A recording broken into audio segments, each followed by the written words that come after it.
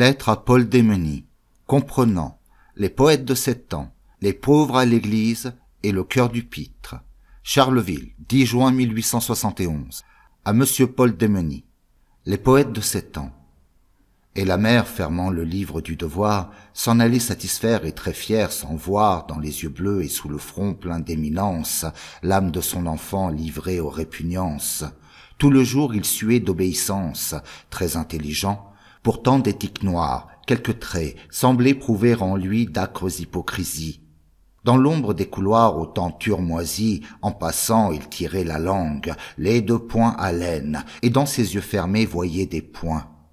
Une porte s'ouvrait sur le soir, à la lampe on le voyait là-haut qui râlait sur la rampe, sous un golfe de jour pendant du toit. L'été surtout, vaincu, stupide, il était entêté à se renfermer dans la fraîcheur des latrines. Il pensait là, tranquille et livrant ses narines, quand, lavé des odeurs du jour, le jardinier derrière la maison, en hiver, s'illuminait, gisant au pied d'un mur, enterré dans la marne et pour des visions écrasant son œil d'arne, il écoutait grouiller les galeux espaliers. Pitié, ces enfants seuls étaient ses familiers, qui, chétifs, front nu, œil déteignant sur la joue, cachant de maigres doigts jaunes et noirs de boue, sous des habits puant la foire et tout vieillot, conversaient avec la douceur des idiots. Et si, l'ayant surpris à des pitiés immondes, sa mère s'effrayait, les tendresses profondes de l'enfant se jetaient sur cet étonnement.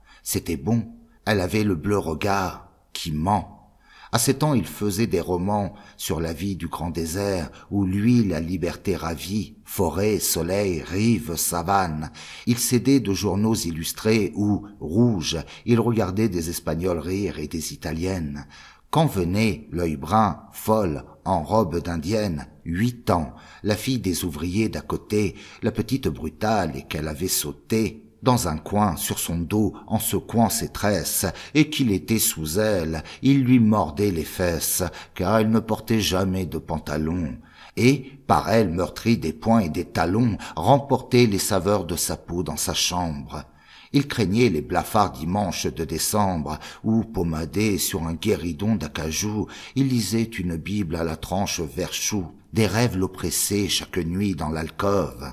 Il n'aimait pas Dieu, mais les hommes, qu'au soir fauve, noirs en blouse, il voyait rentrer dans le faubourg, où les crieurs, en 3 roulements de tambour, font autour des édits rire et gronder les foules. Il rêvait la prairie amoureuse, où des houles lumineuses, parfums sains, pubescence d'or, font leur remuement calme et prennent leur essor.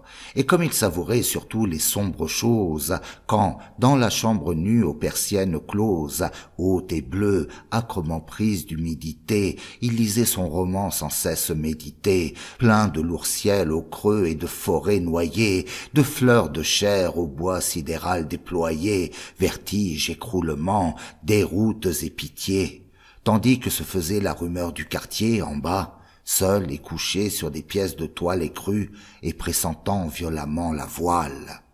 A.R. 26 mai 1871. Les pauvres à l'église.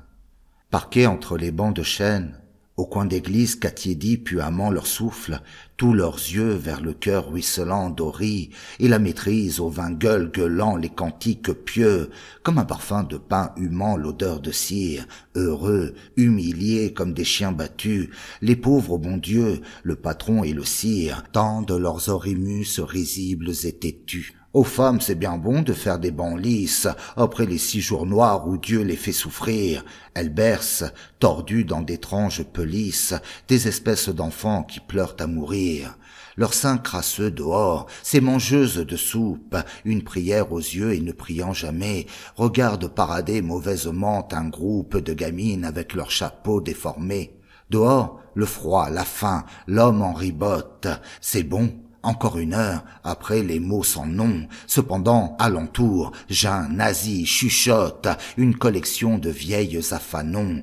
Ces effarés y sont et ces épileptiques dont on se détournait hier au carrefour, et fringalant du nez dans des micelles antiques, ces aveugles qu'un chien introduit dans les cours. Et tous, bavant la foi mendiante et stupide, récitent la complainte infinie à Jésus, qui rêve en haut, jauni par le vitrail livide, loin des maigres mauvais et des méchants pensus, loin des senteurs de viande et d'étoffes moisies, farce prostrée et sombre aux gestes repoussants, et l'oraison fleurit d'expressions choisies, et les mysticités prennent des tons pressants, quand, des nefs où périt le soleil, plis de soie banale, sourire vert, les dames des quartiers distinguées, ô Jésus, les malades du foie, font baiser leurs longs doigts jaunes aux bénitiers. Arthur Rimbaud, 1871. Voici, ne vous fâchez pas, un motif à dessin drôle.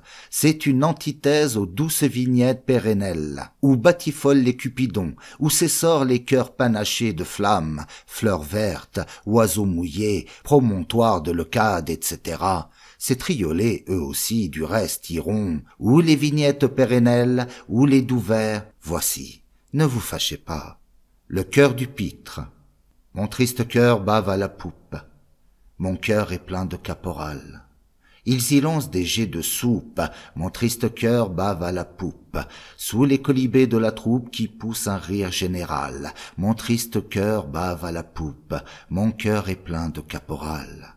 Ityphaliques et pioupiesques, leurs insultes l'ont dépravé. À la vesprée, ils font des fresques ityphaliques et pioupiesques, aux flots abracadabrantesques. Prenez mon cœur, qu'il soit sauvé, ityphaliques et pioupiesques, leurs insultes l'ont dépravé. Quand ils auront tari leur chic, comment agir au cœur volé, ce seront des refrains bachiques.